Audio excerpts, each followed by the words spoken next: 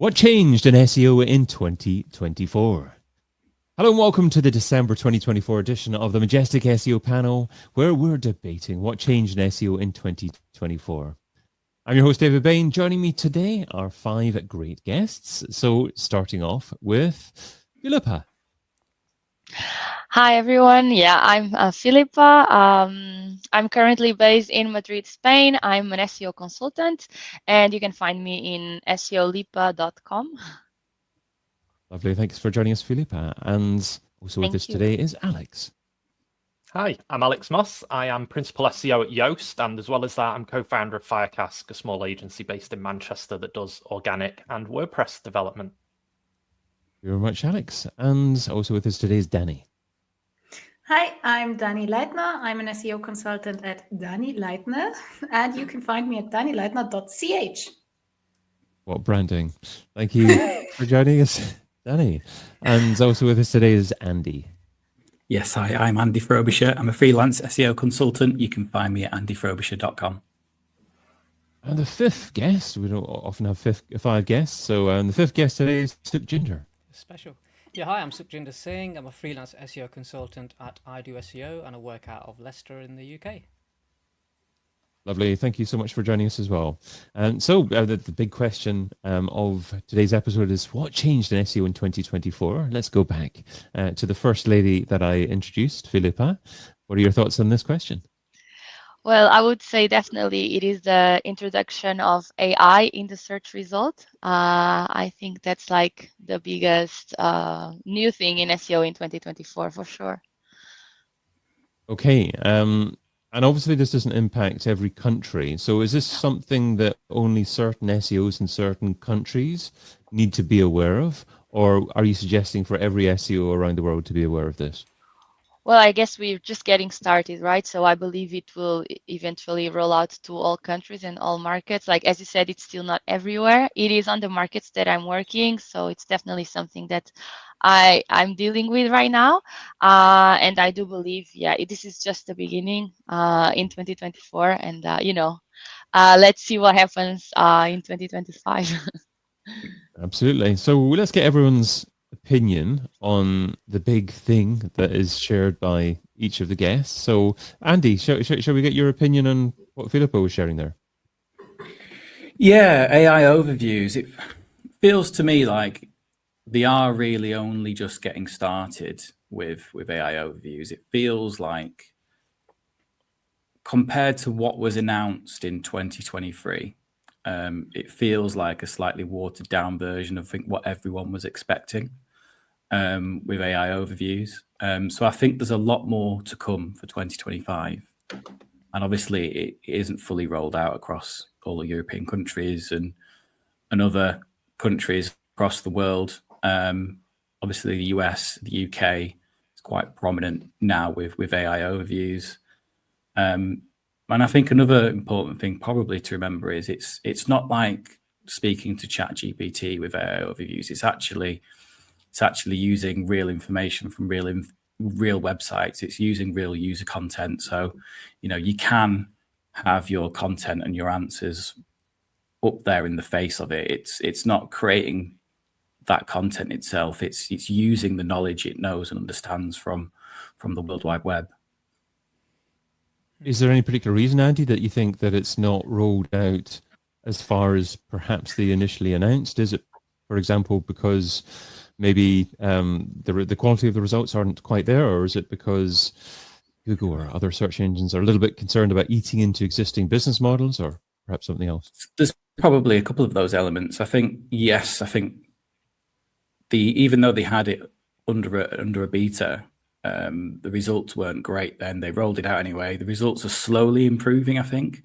At first, we were getting results for sort of like your money, your life type subjects we weren't expecting to see results for, offering potentially worrying answers and information to some really critical things. But I think as well, yes, there's that element of how do we introduce paid into that? How do we ensure that businesses' bottom lines aren't affected and it actually ends up having a positive impact upon businesses and it's not killing off businesses? because obviously Google's main income still comes from ads. So how does it have to work with ads in a way? So I think we're going to see changes around that next year, potentially the year after. I think we're going to see potentially other visualizations within AI overviews. When they first announced it back in 2023, I was expecting to see a lot more social content introduced into it. So maybe we might start to see the repercussions of that. Obviously, we are seeing a lot more forum type content in the SERPs, but I would expect them to be wanting to compete with the likes of TikTok and Instagram on the way people search now. They want people to go into that Google ecosystem, so how do they sort of like integrate multi-social search results into Google? I think that is something that possibly we'll see in the future. I actually Sukhjinder, think I'm Dani, sorry. rather. I meant to say Dani. I wanted to say, because to your question, why is AI overviews not rolled out entirely? I think the problem is also political in Europe, because there is a lot of going on with the political situation. Europe is really thinking about, is this safe? Are people getting lied to and everything? And I think Google just doesn't want to have another war with Europe and just says like, well, we just keep Europe for now until we're sure. So that's, I think, the problem. But we in Austria, Germany, and Switzerland, where I'm based, can't use AI overviews without VPN. Sukhjinder. I was just thinking, and then is that where ChatGPT could potentially fill a gap or something? Because I've just been trying to play with everything again and see how I can see traffic coming into GA4 or whatever through referrals or whatnot, or an increase in direct traffic if it's citations, right? And I'm just trying to think, how on earth do you attribute, and what does the landscape look like? I saw a recent LinkedIn post by Ran Fishkin a week ago where it was non-scientific kind of conclusions about attributing LLMs in general, right? And I was just trying to think, how on earth can you apply that and cater to it? And I know obviously building topical authority, entities, answering questions as precisely as possible, links, all that kind of stuff will help as well. But it's still kind of up in the air. And like you said, there's certain countries that don't have AI overviews. What are they going to use instead? And do actually people search with? I just started using ChatGPT as a search engine because I do really specific types of searches and I'm quite lazy. So I thought, you can pick up the slack. But I don't know if anybody else is doing that. Like, I've just seen anecdotally a few people say, yeah, but I would like to see more solid data on that. Alex, I would think thoughts? it's more about mass adoption's the important thing. So at the moment, we're just in beta testing phase. I remember seeing a talk a few years ago about, and someone from Dell was describing technology and the way it advances, and they said, think of a chess piece with one pebble, and then the next square of the chess piece, it doubles and then doubles and doubles. And he said right now, and this was 8 years ago, he said he feels like he's in the between 64 and 128. And right now we're definitely, I would say, between the 128 and 256. If you want to think of an analogy of technology, it's the next, like Andy was leading on to, it's the next year that's going to be, I would say, data collection activities for all of these platforms to really see what the mass market is out and understanding it. 2026 is going to be the really interesting year. That's when I believe the bigger shift will come in how people discover things. But going back to what changed in 2024, I would say an SEO's perception on SEO in the future, and also a client or end user's perception of SEOs and their role in all of this in the future as well, which I think is quite interesting, because I think maybe more recently, not that it's been devalued, but I would believe that some believe that SEOs aren't as reliant as they once were. And I think that that's weird, considering all the updates of Panda and Penguin, where you would actually think that SEO specialists at that point are more in demand. But here it's actually much harder, and you've got agency issues over the last 2-3 years that have been happening worldwide. And whilst it devalues our work, I think the mediocrity of SEO may disappear in the next couple of years, and the real creative stuff's going to happen. And I think Black Hat, if it wasn't hard enough now, it's going to become even harder. Brand marketing and a general awareness is going to be way more important. And I think it's like a technological or probably a psychological coup on search, on the way we discover things now, and that over optimizing isn't going to be a thing that's achievable, especially at scale in the future. So, Alex, if it's doubling each square, on the 64th square, how many grains of AI sand will we be seeing? Well, who knows? I mean, at the moment, I don't think these platforms are even like, if you think of lifespan, these are still babies. They're not out of their nappies. They're not even walking yet, these platforms. It's not even, all of these changes, I think, are nothing compared to the actual behavior changes. And like Suk was saying before, attribution is going to be harder to do. And at the moment, we can kind of get some stuff in GA4 now, but watch that go away in the next 12 months and they make it harder for everyone to attribute things. Unless, of course, you're featured within AIO. I believe next year it'll be a bit more of a search console asset, and they'll take away data from GA4 to say how well, say, ChatGPT or Perplexity or Claude or the like are doing. Which, again, is a power monopoly game, isn't it? But, can I even say monopoly at the moment? I'm not allowed to say it. But it's interesting politically as well. Go on, so you move on. I'll drink some water. I will. I'll move on. I'll mute you. Yeah. Dani, what else changed in SEO in 2024? I actually think it's really funny what Alex said, because this year talking to people, because I'm going to a lot of events also outside of the SEO bubble. And I really love to hear what people say when I say I'm an SEO consultant. And this year was the year where I heard every time, SEO, do we still need that? Because now we have ChatGPT. I think it's really funny if you think of it, because I think we will need more SEO. And I mean, we do search engine optimization, not we optimize for Google. And if Google is dead, we are dead. We optimize for any search engine. And ChatGPT, Perplexity, all of this, they need a search engine. They are searching behind there. They give you results. So that's actually what we're doing. Just the platform is changing, but the people don't get it. Maybe our job roles, like the name, the title is becoming redundant. SEO is becoming redundant, like the cassette. And soon, there's a lot of talk about SXO, search experience optimization. I sometimes refer to some discovery optimization, because there's so much more to just search engines now. Like now people consider TikTok a search engine. I personally don't, as an old school SEO, because my mind is maybe tunnel vision towards the act of the 10 links in a SERP, a SERP in general. But TikTok is a SERP. You know, it's not a page per se. It's a different way it's displaying it, but it's still a method of discovery that's now used to attribute lots and lots of sales and is legitimate.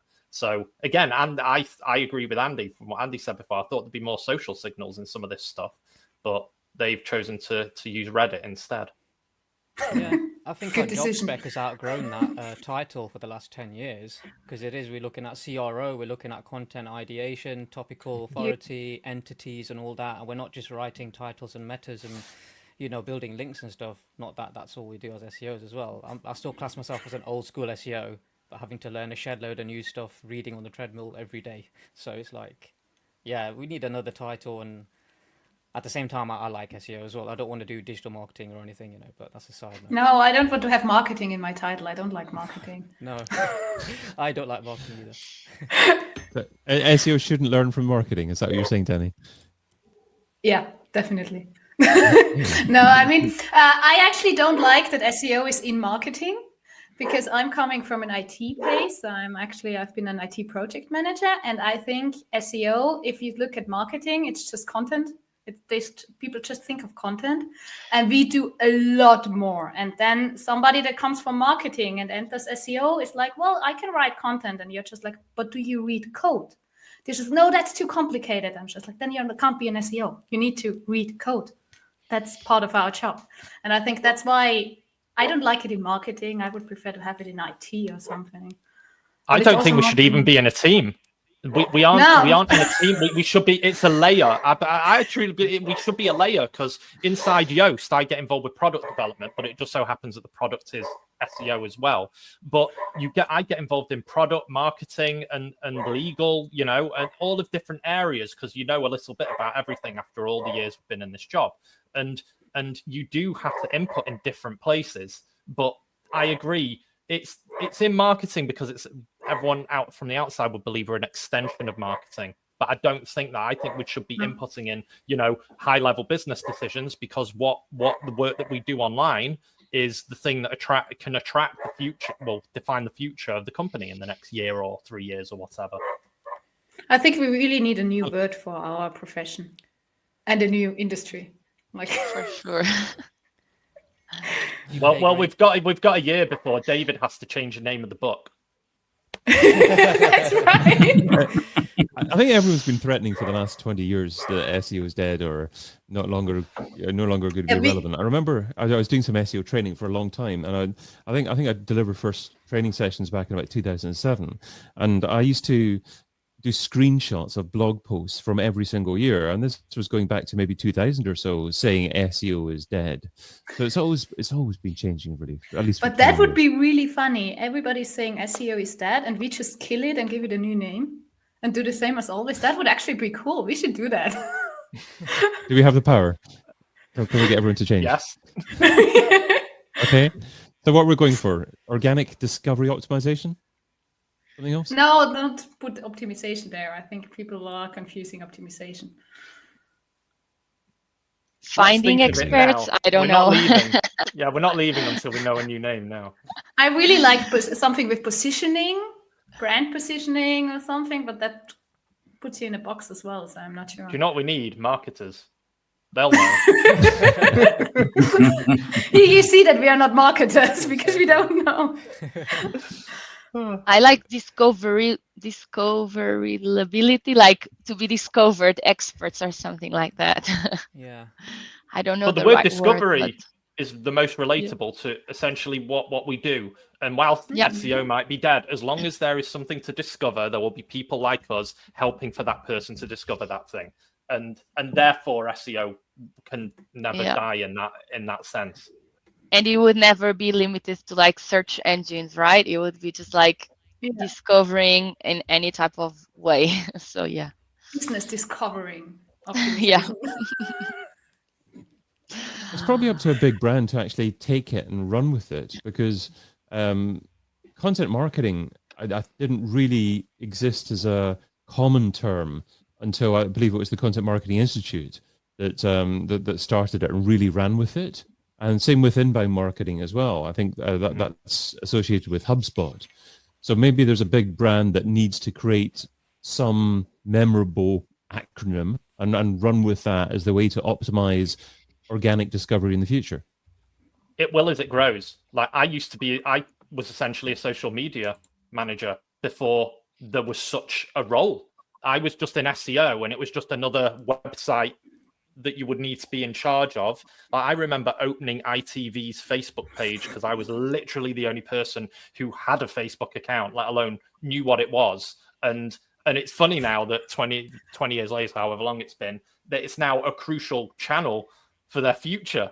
And they still, and just like, again, discovery and AI, I feel like it's the social media, what's all this then? And like, we're going to have to know all these answers. And I believe that some of us do know some of those answers. And it does go back to our inherent SEO abilities, which is, again, good because it makes us as specialists valuable in the future still. The white hat ones, anyway. So that was Dani that opened a can of worms there, and I don't think I'm going to ask Dani any more questions because of that. So, shall we move on to Andy? What else changed in SEO in 2024? Yeah, I was going to mention Google's updates to spam policies. So they introduced 3 new spam policies this year. So the expired domain abuse policy, scaled content abuse policy, but probably the one that's had the most sort of like been talked about the most, especially on social media, is the site reputation abuse policy, where, you know, sites that have really sort of like abuse their reputation to rank content that really isn't suited for what they are. So it could be news sites publishing content, shopping coupons at scale and things like that, or medical sites writing content about casino, stuff like that has really, I think, had a big impact on some very, very big publishers as well. So yeah, I think that's probably one of the big things for me. So does this mean that brands have to know what they're about, know what their wheelhouse is, and just focus on that type of content? And if they start writing about content that Google doesn't think their brand should be writing about, then that could be detrimental to their organic success in the future. Yeah, I think that's how it will play out. I think at the moment, these are mainly manual actions. There's no algorithmic change to the site reputation abuse policy. I don't think it's been rolled out algorithmically anyway. And these are mainly, I think, coming from either subdomains or subfolders where publishers are housing sheer huge amounts of content relating to things that aren't really within their channel. I think this goes across a lot of the big ones. Things like CNN had big big publishing subfolders where they were publishing lots of random stuff at scale because they knew they could rank for it. It would get clicks, it would get traffic, they would get ad revenue from that. So it's things like that. I think what was the most recent one? Was it Forbes Advisor? Only last week, the week before. That entire subfolder, or advisor subfolder, has completely gone from the SERPs. So it's things like that really that people need to be aware of. And yeah, you're right. If you're wanting to become a publisher, you can't write about everything. I think Google wants sites that are experts in and an authority in actually one particular area and focus on that really. On a natural sense, sorry, David. I was thinking, like, if I'm into Lego, for example, I've got a website about Lego, I like building Lego, I write about Lego, that's great. And then in my journey, I discover, I don't know, model train sets. And I start is from Google's perception, I've got my topical authority on Lego. Is this implying that I shouldn't write about trains now? And that if I do, I have to create another site and just talk about trains and build myself from the top? Or maybe I get into Lego now, but I've never written about Lego before. My topical authority will be around being an SEO consultant, but now I'm a Lego guy. So does my site get penalized because now I'm into something else? I think that's actually... Google doesn't know that. Go on. I want to hear the answer. Well, the thoughts from people. Is that site reputation abuse, though? I don't think that is. I don't think you're abusing the reputation there. I think that's why it's still manual actions, because Google doesn't know how can it identify if it's site reputation abuse or if it's just you're a small blogger, you have your blog, you write about what's interesting you, and you're a person with a lot of interests and not just one. So there needs to be something. You're a hobbyist. Because then, like, if you're like a guy that has different interests, then you're the hobbyist. So I need to update schema. Maybe. Yeah. So from Lego to hobbyist, and then Lego's a subset. Okay. All right. Yeah. Yeah, it really depends on the setup. And so it's about how you expand your topical authority, because you can surely write about related topics or semi-related topics, and then slowly start to expand what Google perceives you being an expert at. But if you suddenly start writing about how to iron T-shirts when you're all about how to eat chocolate eggs, I don't know where these random examples are coming from, but yeah, if there's no related aspect between the different types of content. Yeah, I had to deal with this recently with two different e-commerce sites from the same owner, and so one is a baby brand and one is a clothes and stuff for adults and stuff. And because the baby brand is well established, a lot of DA, they wanted to house some of the new websites, which is the adult products. And they fought against it for a while, and we just kind of had a happy medium of no indexing for now, just to get the traffic and the clicks right back to the brand new adult clothing website. And that was a compromise, and I was really against it. And I'm still not entirely sure. I mean, I've given all the disclaimers, like this isn't a 100% solution, just to warn you. But that was where I was really conscious of, we've got a lane here. It's doing really well, 15 years of authority. Don't want to ruin it with a brand new brand that's in a completely different topic. And in that sense, I would, in an ideal world, keep them separate, even if the brand new domain has zero authority. Maybe some referral links and some content that bridges the gap between the two topics to say, hey, we've got a new brand, yada yada, and for your adults, we've got these products, and for the kids, you've got these. So something like that would work really well, which is what we've done as well. But yeah, that's an instance where I really had to think about that and thought, I've never done this before since the new algorithm changes and stuff. Like, I wonder if this is going to be a manual action or something, or not trying to put that out there. Anyone else get Dani? I think there are manual actions to going against these big brands that are doing this on a big scale. But I think in the future, like I have, for example, my travel blog, which has the topical authority for interrailing, and I write on the blog about hiking, about skiing, which doesn't have anything to do with travel, and I'm simply not ranking. So it's not that I'm getting from Google like, your scam. Why do you write about something that we don't think you're the expert about? It's more than, the other stuff might not be ranking.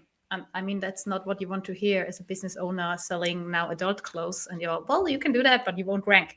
But that, I think, will be like with everything. Now it's like manual actions, it's like penalties, and then it's like, we just don't care. Yeah. Is there a simple way to establish what Google perceive as your topical authority and where your safe spot is? Isn't it just building it up, I guess, right? So you've got your strategy, you've got your helpful content, your EAT checklist, building the entities, and slowly but surely building that topical authority over time, which is a long answer and the hard work. That's how I see establishing that for each brand. A lot of digital PR link building as well, perhaps, to expedite it a bit, get more eyes on it and more authority. I don't know, what do you guys think? Yeah, and if you have a page where you want to know what might be my topic, just look at your best rankings. Yeah. That's where you have your topic. If you can write content and it ranks pretty much straight away, you have the topical authority on that, you know, and that's the sweet spot. Once you know you can rank that straight away, that's what Google understands you as, and then when you go outside of that, like selling adult clothes on a baby store, it's going to take a very, very long time, or potentially never, to build up that understanding that you're no longer just a baby clothes store, you're a clothes store. You're everything. It could take years, to build up that understanding of everything that Google has built up, the knowledge graph of all of its understanding. So yeah, you were completely right to be cautious there. I would have been cautious because I would have known from an SEO point of view how difficult it would have been. Yeah. Alex, well, what else changed in SEO in 2024? Ooh, what else changed? The strategies of small publishers. That might have definitely changed over the last year, especially with all the HCU and now core updates, which have decimated some. You've got that Web Creators Summit that happened a month or two ago, which don't even know why that event happened, to be honest with you. I think I feel like it was I think it was a CSR, like not CSR, just a PR activity to say, well, we met 10 people. I think they had to fly themselves out, right, to be told, you think this was a recovery meeting. And if it was a recovery meeting, then that would have had other ripple effects. Oh, so you've selected a handful and given them positive manual actions, not negative manual actions, just because you've had a chat with us. And as well as that, there's no clear message that really the team could have given out to small publishers. So some, I believe, just won't be able to do. I think some small publishers will have given up already before what's the point in trying now? Because you may be able to try and get all of this authority that's just taken away because of some variable changes in 3 years from now, and literally decimates a business that can, I've seen enough of, 20 or more journalists or editors or whatever getting fired immediately. Like it's an immediate, there is from whatever they're getting to 98% drop. And there's been no clear, just be helpful. But then that opened questions, what's helpful? And then Dani, bless him, tried to answer, but then that just brought out even more passion, if I want to call it passion, from people on X, which has then made them leave and go to Blue Sky to literally hide from the barrage of feedback. And it's happened with big publishers as well. It's happening here on a manual basis. And again, they're sending a clear message like they did with Interfloor and BMW back in the day. Don't do that thing. Otherwise, you'll have big repercussions. And they're doing it right now. But some of the small publishers, I think, have been caught in the line of fire, unfortunately. Is there anything that small publishers can do to future-proof their likely business success? Don't rely on Google alone. Yes. Diversify, yeah. Don't just rely on Google, diversify, yeah. Which is a shame to say because they have 90% of discovery monopoly. Again, same monopoly, but they do have, and that's what it is. Let's face it, it's the majority share, the big lion's share.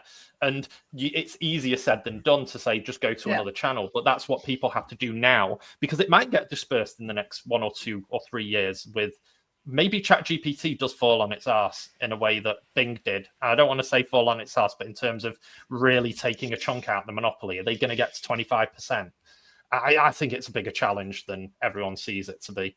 Because you've got to get people off Google. My parents have taken 20 years just to trust Google in the first place. So now telling them what ChatGPT is, let alone telling them to change, is a generational shift. And we're the ones that are ahead of it and trying to educate and also contribute towards the help of the future of how these discovery pages or discovery visuals look like in the future. And it's nice to be part of that and part of shape how that is. And that's very nice, but it's still really challenging for everyone. Is ChatGPT likely to be the Google of AI search, or has another brand like Perplexity got an option? I think the brand that will be the new search in the future is not in our focus at the moment. They don't exist yet. They don't exist yet, I don't think. There'll be something which we'll see in the next 2 years. And then Google and OpenAI are going to go, oh shit, why didn't we think of that? We could have done that if we started that 3 years ago. And it'll be really obvious as well. There'll be a really obvious thing that all of us are missing that someone's going to snap in 9 months to 12 months from now and realize something that's going to change everything. I would like to think, which is good because it keeps us all on our toes. Not just us, but the platforms, Google and Bing and OpenAI, all of them are going to, because this change, like we said with the Pebbles, is doubling. It's only going to get even more dramatic than it is already. I like that prediction because the same thing happened with social networking or with mobile phones, just different ways of consumers interacting with content. I actually can remember when I was in school and I had still a Nokia with the keyboard, and then the smartphones came, and I was just like, that will never be going to be the next phone because you can't write under your desk blindly because you don't feel the, how do you call them, the keyboard. You can't feel it. Yeah. And I was just like 1 year like that, and then I got a smartphone, and I was just like, well, okay, everyone is getting now. That's a good analogy. Yeah, you just couldn't foresee it, and it feels easier to type on that 3 letters on one key. And I thought, oh yeah, I can type this quite easy. And now you've got a smartphone, you can swipe and all that and voice thingy. And if you're really good, you can type completely with a BlackBerry with the hands behind your back. I remember being able to do that. The good times, times. Not good with such Alex, long ago. If it's likely that over the next 12 months or so, there's not going to be a dominant player in AI search, is it not worthwhile SEOs or other marketers, sorry, Dani, optimizing for AI search and just hanging fire on that at the moment? Well, no, not hanging fire. I would say that all of them are probably going to have the same ethics and standards that you would when it comes to authority in general. And no one's going to shift that. It can't. I don't think it can be shifted. Again, not in this generation. And that we'll all have to. I still believe like the Google Webmaster Guidelines from years ago. It's the same stuff. It's the same thing, just it's been elaborated more. The lexicon's been updated to adapt to the technology. Marketing's the same as it was. It's like in school, I didn't even know marketing was a thing. And then I watched Mad Men when I was in uni. I was like, oh my God, there were agencies around in the 60s. And looking at their activity, again, exactly the same as what we do now. We're just working with a different technology. That's all it's going to go towards, adapting to that technology. But the ethics are going to be the same. Like, be concise, be detailed, be helpful, help people get to where they need to go, whether that's to an answer or buying something. I don't think that's ever going to change, those bare Build a bones. brand. Yeah. Also something we do, like everything we do is not just for search engines. It's actually to build a brand. Like you said before, we actually have a lot to say also about business decisions that some businesses make. So we need a new name. Sukhjinder, let's move on to you. So what else changed about SEO in 2024? So you sent me a couple of notes beforehand. You were talking about the Google leaks over the last year or so. Is there anything you want to say about that? Throw that out there, the obvious one. Yeah, so the Google leaks. And I found it actually quite helpful in backing up what I've been saying to clients, like through strategies and training and stuff. So, for example, the mentions of authors and EEAT related stuff, search quality rater scores potentially being included in the algos, in the ratings. And so I was thinking, okay, I mean, a lot of clients took convincing to be like, okay, well, this is why we need to do this helpful content EAE stuff and authorship and define entities, because the search quality raters, I know there's like thousands or whatever and that, but you never know if they'll visit your site, and they're probably thinking, oh, we're still going to dance like no one's watching. I'm like, well, now you need to dance like you're on Strictly Come Dancing, right? So it's likely that they are watching, and if you make a wrong move, you're going to get a 4 out of 10, right? So make that the very basic stuff of making an authorship page and all that. Sometimes it's really quite difficult to convince people to kind of change a template and this, that, and the other. So I found the leaks really helpful in backing that up and saying, oh, look, I can track all the SEOs are talking about it, not just me, and reference everything back to that, even if it's all, I mean, it's not in stone, but I mean, something happened, So yeah, I find it really useful from backing up what I'd been saying before, and also really insightful in general on like engagement and emphasis on CRO and stuff. And so those other things that I don't know if it's just me that you struggle to justify changing in a template, like CTAs, above the fold, below the fold, making sure things flow properly, supporting content throughout a user journey through to conversion, etc., right? And you can say, okay, so now you've got long clicks and short clicks, and so this is why this stuff is important. The more this stuff is engaged with, the more it's probably going to rank higher. So let's justify putting resource into this, whereas before clients or departments might say, oh, but we've got content writers, let's just write better content, and then maybe put on the back burner the developer solution of fixing a template. Mm-hmm. So yeah, I found it a good facilitator and something to keep an eye on, and a disheartening thing of, oh, okay, I mean, you knew Google's hiding stuff, but I mean, yeah, how that all went down was just like, oh, okay, let's see how this pans out. So Jinder, is there one key takeaway that you've actually that you're going to implement into an SEO strategy in 2025 as a result of the leak? Honestly, I'm looking at building topical authority and entities if I had to choose something, because they're way within your control, and I've seen them work out really well and also help not just with AI, traditional search results, AI overviews, but potentially with LLMs as well, just in terms of defining a topic, answering a question exactly, and trying to appeal to get a citation, whatever. So I think it's that area that I'm going to try and... It's hard to say. I'm not, if I'm being completely honest, it's a few things, but that's the main one that comes to mind. Anyone else take anything from the Google leak this year? I think for me as well, it's the discovery of nav boost. So, and Google actually last year admitting through... I can't remember what trial it was in Canada, where they interviewed previous Google engineers, that they actually do use click data to an extent to understand, whether a search result should be in a position it should be. If over 12 months' time people aren't interacting with that site and they are heading back into the SERPs, then Google is understanding that and using that as part of its ranking system. So, and a lot of people probably didn't believe that, and myself including, that it was a thing. A few people did and had been talking about it for a very long time. I know Rand Fiskin was someone that had previously done talks on it. So for me, understanding that, in the past, SEOs had this reputation of, well, we optimized the site and we got you the traffic, so job done. And I think it just doubles down now on the fact that our job isn't just to get the traffic, it's to make sure that they engage with the website as well, and it's relevant, it's topically relevant. It meets the right criteria for the search. It has the right intent. People trust and understand who they are enough. So there's all these additional things that we have all these expertise into, we play into, around ensuring that they're trusted, they're seen as an expert, they have an authority on the subject. For Google to kind of go, yes, that is worthy of it. And then we need that click data over 12 months to back that up.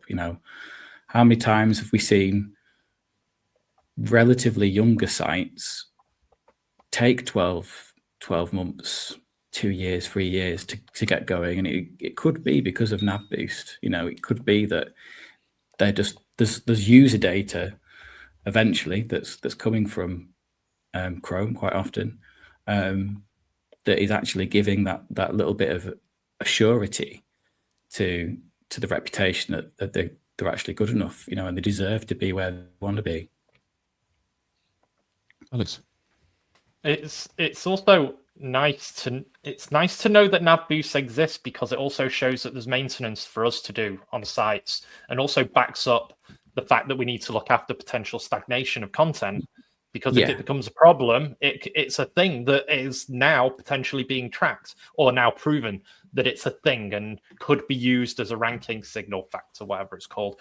And as long as it is, it doesn't matter if it is. It's now a thing that you can add to your list as an SEO to say, well, that needs to be. It can't just be ignored. Sometimes things like that are put to the bottom of the list as more important things are done, more scale, more profit, get me double everything, but you're actually ignoring the stuff that can actually harm you in the future. It's just like house chores, I guess. You've got to make sure the piping's all fine, otherwise there's going to be a leak somewhere and it'll ruin everything else. I was just about to ask for an actionable takeaway. I'm not sure if going to the kitchen and finishing off your cake is one, but well, I'm sure we'll get one. So it'd be great to finish off with. Not an SEO plumber. Local SEO. So I'm going to ask everyone, what's one actionable takeaway that SEOs need to change in their behavior because of something that's happened in 2024? So if you can have a think about that, and then remind the listener about who you are and where people can find you. So Filipa, shall we start off with you? What's one actionable takeaway that SEOs need to take away from the discussion? Yes, sir. I would say that it's like we are talking about investing. We have to diversify. Like we said before, maybe our role will even, completely change, because it might not only be search engines in the future. It might be so many different channels. So I think we really have to, diversify, make sure that, people can find our website, discover us through all the different ways, and well, since I'm talking about diversifying, I think it's also important that well, among many other things, obviously, but also like that the content that we create, that should also be very diverse, meaning that, focus not only on the content, like written content, but also like video a lot, I would say, images as well, but, try to be as diverse as possible. I think that's probably as, to sum it up, the main key. Where can people find you, Filipa? Yeah, people can find me at seolipa.com, which is my website. Thank you so much for joining today. Thank you. Andy. Thank you. Andy, what's your actionable takeaway that you'd recommend? Yeah, so I'm going to go quite specific, really. So following on from the Google leaks, one, I think the things that I think is really key is when it comes to link building, it's the freshness of links. So, in the past where you used to see links being inserted into old content, possibly from very authoritative sites, Google's cottoning onto that. They're not stupid. They know that it's old content, so really focus on fresh links from high authority domains that are, applicable to your customers and your audience. But I'm a huge advocate of digital PR, and that's what digital PR can do really, really well for brands at the moment is that freshness of links and that building of a brand. So that's something I would recommend. Thanks, Andy. Where people can find you? You can find me at andyfrobisher.com. Lovely. Thanks, Andy. Dani, Thank you. what's your actionable takeaway? I would recommend we stop using checklists and start building brands. Because I think we have been focused as an industry really on having the perfect checklist, the technical checklist, the on-page checklist and everything. And I think this will be dying slowly or fast, I'm not sure. And we need to focus a lot more on building the brand, making a long time strategy, really long time, not just 12 months, like 5 years, 10 years with the company together, and build this topical authority and go, like Andy said, not just on your own website, because I think that's really important for the future of search and how we will search if we have these LLMs and everything and whatever will come up in 2 years and be the new search engine. I think it will not just search from your own website to get information about you and your brand and your services. It will get from everywhere, from every source. So it's really important to do this digital PR, but right, not just getting links, but bring your brand out there and show also on other platforms, what are you actually doing? What is it you're good at? What is it that you offer? And expand a little bit more and not just think so much on your blog and the checklist for on page. Build your brand, focus on digital PR, but do it as part of the IT department. Yeah, maybe I need to change that because that's not IT department. IT department is going down to the seller and program something, and that's not what we're doing. So terrible. Okay, where can people find you, Dani? People can find me on my website on danileitner.ch. Wonderful. Thanks so much for joining as well. Alex, what's your takeaway from today? Diversify your skill set, expand it, and experiment with other channels, whether it's TikTok or Blue Sky or Reddit, anything. Experiment with it, see how it helps or doesn't help your brand, and own it as an asset. That's another thing. And see which one works, because we all know that what works for TikTok with one brand really doesn't with another. LinkedIn is great. Just try and perfect one of those social or LLM platforms and see how you can spread, because that'll only get you more niche and it'll make you understand a lot more in the future. Because sometimes I think I'm a bit old school. I don't use TikTok because I'm old now. The kids are using it. But I also know and understand, I'm self-aware that in the future, it's really, really important acquisition channel for brands. Alex, where can people find you? alex-moss.co.uk, because I couldn't get anything without hyphen. You might do in the future, but maybe We'll not. see. We'll see. A guy called Ian tried to sell me alexmoss.com a few years ago. Ian, I don't know. Yeah. He was obviously capitalizing, but I've got entity issues. There's a jeweler called Alex Moss who does like Drake and Tyler the Creator's jewelry. I'm never going to be that guy. He's way more authoritative than me, so I've lost out on the cert. Sorry. That's why I actually have Dani Leitner, because my name is Daniela, but you have a lot of Daniela Leitners in Austria, and all the domains were already somebody had, and I was just like, well, Dani Leitner was available in a lot of countries, so I have everyone now. and Sukhjinder, is it Sukh or Sukhjinder that you're trying to build as your Sukh personal is brand? Fine, yeah, SUKH. I stuck it right at the top of my website. idoseo.co.uk. Please call me Sukh. So yeah, you guys picked all the good ones, but I was really having a think about meeting. I want to strip it back to the basics, right, and meeting search intent.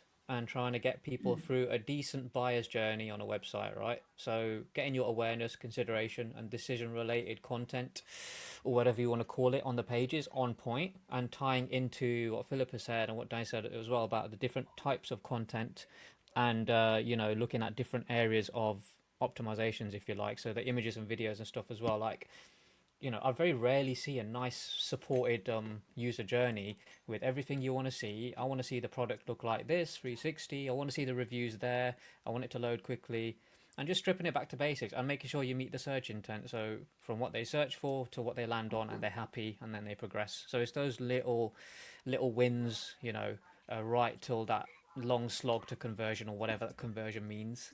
So yeah, search intent, buyer's journey. What a great panel. Hopefully we can reconvene at the same point in 2025 and see if Alex's prediction of a new AI search engine has come to pass. Yeah, maybe So it's curious. me. No, it's not. It's not. alexmoss.com. Well, thank you so much, everyone, for joining. Finally, I get to I've been hosting today, and you've been listening to the Majestic SEO panel. If you want to join us live next time, sign up at majestic.com/webinars. And of course, join us next week for the launch of SEO in 2025, the book. Bye-bye for now. Thanks again. Bye, guys. Bye. Cheers. Thank